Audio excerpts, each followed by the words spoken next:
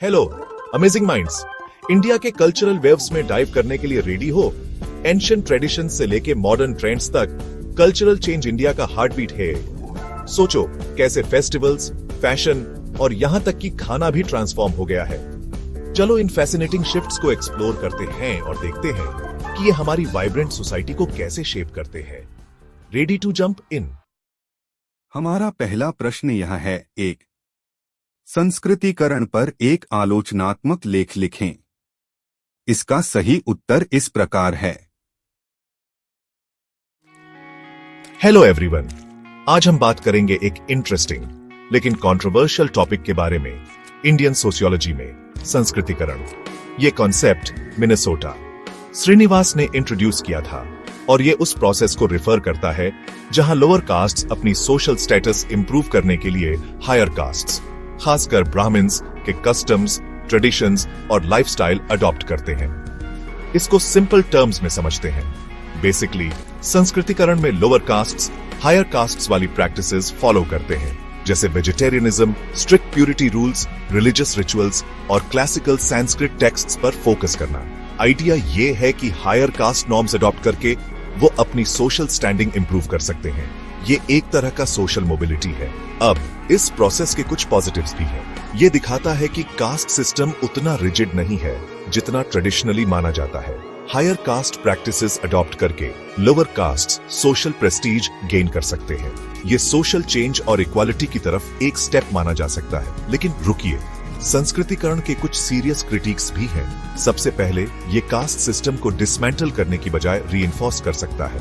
Higher castes को emulate करने की कोशिश में लोअर कास्ट्स अपनी कल्चरल आइडेंटिटी और प्राइड खो सकते हैं। इसके अलावा संस्कृतिकरण नेसेसरली रियल एम्पावरमेंट नहीं लाता। हाँ, ये कुछ सिंबॉलिक चेंजेस ला सकता है, लेकिन ये डीपर इश्यूज एड्रेस नहीं करता, जैसे पॉवर्टी, लैक ऑफ एजुकेशन और इकोनॉमिक इनइक्वालिटी। ये फंडामेंटल प्रॉब्लम्स अनचैलेंज्ड रहते हैं और कल्चरल एस्पेक्ट को भी नहीं भूलना चाहिए। जब lower castes higher caste practices adopt करते हैं तो उनकी यूनिक कल्चरल हेरिटेज साइडलाइन हो सकती है। ये कल्चरल डाइवर्सिटी को इरोड कर सकता है, जो इंडिया के रिच टैपेस्ट्री ऑफ ट्रेडिशंस के लिए डेट्रीमेंटल है। एक और पॉइंट ये है कि कास्ट इनइक्वालिटीज रिजॉल्व होने का इल्यूजन क्रिएट होता है। संस्कृतिकरण ये फॉल्स इंप्रेशन दे सकता है कि हायर कास्ट नॉर्म्स अडॉप्ट करना कास्ट बेस्ड डिस्क्रिमिनेशन का सोल्यूशन है, लेकिन रियलिटी ये है कि ट्रू इक्वालिटी के लिए स्ट्रक्चरल रिफॉर्म्स और ब्रॉडर सोशल जस्टिस एफर्ट्स चाहिए, सिर्फ कल्चरल असिमिलेशन नहीं। कंक्लूजन में संस्कृतिकरण एक इंपॉर्टेंट सोशियोलॉजिकल फिनोमिनन है जो इंडियन सोसाइटी में चेंज और मोबिलिटी के एस्पेक्ट्स हाईलाइट करता है। लेकिन ये भी क्लियर है कि ये सुपरफिशियल चेंजेस ला सकता है, लेकिन सोशल इनइक्वालिटी और कास्ट डिस्क्रिमिनेशन के कोर इश्यूज टैकल नहीं करता। ट्रू एम्पावरमेंट के लिए कॉम्प्रिहेंसिव सोशल, इकोनॉमिक और पॉलिटिकल रिफॉर्म जरूरी है। हमारा दूसरा प्रश्न यह है, 2 पश्चिमीकरण का साधारणतः मतलब होता है पश्चिमी पोशाकों व जीवन शैली का अनुकरण। क्या पश्चिमीकरण के दूसरे पक्ष भी हैं? क्या पश्चिमीकरण का मतलब आधुनिकीकरण है? चर्चा करें। इसका सही उत्तर है वेस्टर्नाइजेशन और मॉडर्नाइजेशन। क्या ये दोनों एक ही हैं? चलिए पता करते हैं। तो वेस्टर्नाइजेशन का मतलब होता है पश्चिमी देशों जैसे कपड़े, रहन सहन, खाना पीना और उनके कल्चर को अपनाना। सोचो जैसे यूरोप और अमेरिका के लोगों जैसा रहना और उनकी आदतें अपनाना। लेकिन ये सिर्फ दिखावे की बात नहीं है। इसमें पश्चिम के विचार, सामाजिक ढांचा और राजनीतिक विचारधाराएं भी शामिल हैं। चलिए वेस्टर्नाइजेशन के 3 मुख्य पहलुओं को देखते हैं। पहला, राजनीतिक और सामाजिक बदलाव। वेस्टर्नाइजेशन लोकतंत्र, मानवाधिकार, समानता और व्यक्तिगत स्वतंत्रता को बढ़ावा देता है। कई देशों ने इन पश्चिमी राजनीतिक व्यवस्थाओं और सामाजिक ढांचे को अपनाया है, जिससे उनके समाज में व्यापक बदलाव आए हैं। दूसरा, वैज्ञानिक और तकनीकी प्रगति। पश्चिमी देशों ने हमें औद्योगिक क्रांति और उन्नत वैज्ञानिक अनुसंधान दिए, जिससे दुनिया को आधुनिक तकनीकी उपकरण और खोजें मिली। वेस्टर्नाइजेशन के इस पहलू ने वैश्विक विकास में महत्वपूर्ण भूमिका निभाई है। तीसरा, शिक्षा और ज्ञान। पश्चिमी शिक्षा प्रणालियों और ज्ञान के आदान प्रदान ने विज्ञान, प्रौद्योगिकी, अर्थशास्त्र और सामाजिक विज्ञान में प्रगति को बढ़ावा दिया है। पश्चिमी विश्वविद्यालयों और संस्थानों का वैश्विक प्रभाव रहा है। अब क्या वेस्टर्नाइजेशन का मतलब मॉडर्नाइजेशन है? इसका जवाब सीधा हाँ या ना में नहीं है।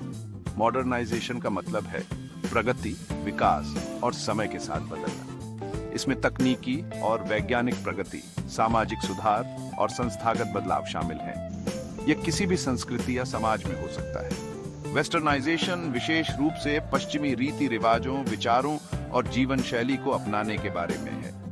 ये एक सांस्कृतिक प्रक्रिया है जो मॉडर्नाइजेशन के केवल कुछ पहलुओं को कवर करती है। तो वेस्टर्नाइजेशन और मॉडर्नाइजेशन एक ही चीज नहीं है। मॉडर्नाइजेशन का मतलब सिर्फ पश्चिमी संस्कृति को अपनाना नहीं है, बल्कि अपनी सांस्कृतिक पहचान को बनाए रखते हुए प्रगति करना है।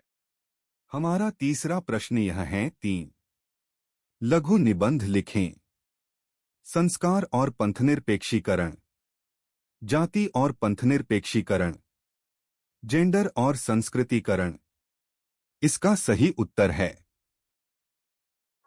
अगर आपकी परंपराएं रुकावटें लगती हैं, तो बदलने का समय आ गया है। चलो धर्मनिरपेक्षता और समानता के बारे में बात करते हैं। परंपराएं हमारी जिंदगी का नैतिक और सांस्कृतिक कंपास होती है।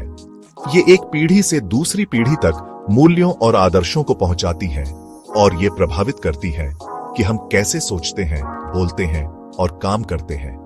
लेकिन एक ट्विस्ट है, परंपराओं का धर्मनिरपेक्षता से टकराव जरूरी नहीं है। धर्मनिरपेक्षता का मतलब है सभी धर्मों का सम्मान करना और समाज को धार्मिक भेदभाव से मुक्त रखना। सच्चे मूल्य हमें सिखाते हैं कि धर्म व्यक्तिगत विकास के लिए है, सामाजिक विभाजन के लिए नहीं।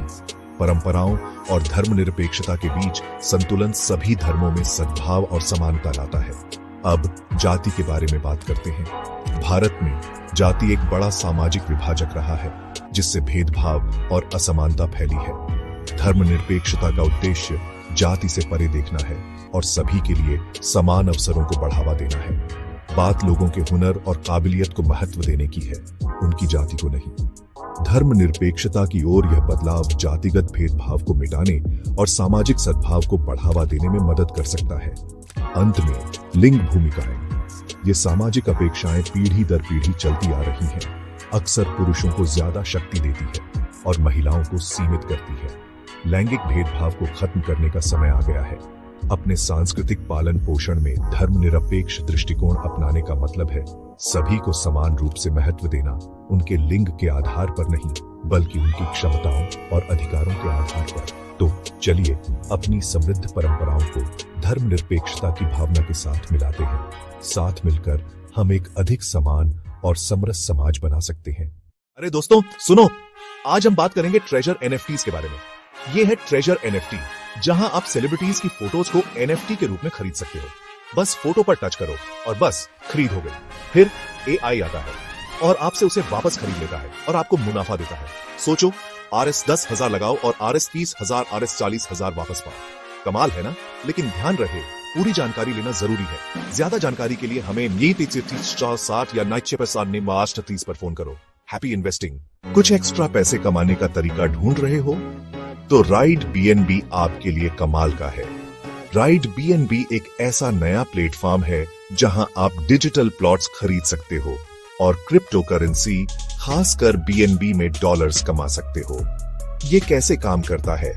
आप राइड BNB पे डिजिटल प्लॉट्स खरीदते हो। जितने ज्यादा प्लॉट्स आपके पास, उतनी ज्यादा कमाई। फिर आप अपनी कमाई को ट्रस्ट वॉलेट में ट्रांसफर कर सकते हो और किसी भी एक्सचेंज पर बेच सकते हो। मजेदार है ना? लेकिन इतना ही नहीं, अपना अकाउंट अपग्रेड करके और दूसरों को ज्वाइन करवा के आप अपनी कमाई और भी बढ़ा सकते हो। तो फिर आज ही राइड BNB कम्युनिटी ज्वाइन क्यों नहीं करते?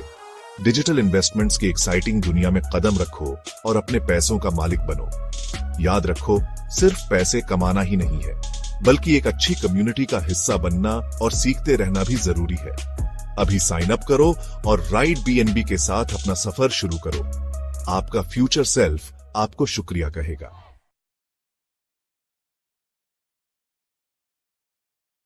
9 से 5 वाली नौकरी से थक गए क्या? घर बैठे फोन से पैसे कमाओ, ये रहा तरीका। मिलिए invideo.ai से डिजिटल क्रिएशन और YouTube ग्रोथ के लिए कमाल का चीज। प्रोफेशनल क्वालिटी के वीडियो बनाना इतना आसान कभी नहीं था दोस्तों। चाहे आप नए यूट्यूबर हो या छोटे बिजनेस वाले, invideo.ai आपके लिए सबसे बढ़िया है। ये इतना कमाल क्यों है? इसे इतना यूजर फ्रेंडली बनाया गया है कि अगर आपको टेक का बिल्कुल भी ज्ञान नहीं है तब भी आप इसे इस्तेमाल कर सकते हैं। ढेर सारे टेम्पलेट, स्टॉक फुटेज और म्यूजिक के साथ आप झटपट शानदार वीडियो बना सकते हैं। और सुनो क्या, InVideo.ai इंडियन मार्केट के हिसाब से बनाया गया है, यानी इसमें आपको लैंग्वेज सपोर्ट, इंडियन कल्चर वाले टेम्पलेट और किफायती दाम मिलेंगे। ये आपको अपनी कहानी बताने की ताकत देता है। तो अब क्या, नीचे दिए गए लिंक पर क्लिक करके InVideo.ai को फ्री में ट्राई करें और आज ही वीडियो बनाना शुरू करें। यकीन मानिए, ये कमाल का चीज है। अगर वीडियो अच्छा लगा तो लाइक करें, और भी टिप्स के लिए सब्सक्राइब करें और अपने दोस्तों के साथ शेयर करें। चलो साथ मिलकर आगे बढ़ते हैं। जय हिंद।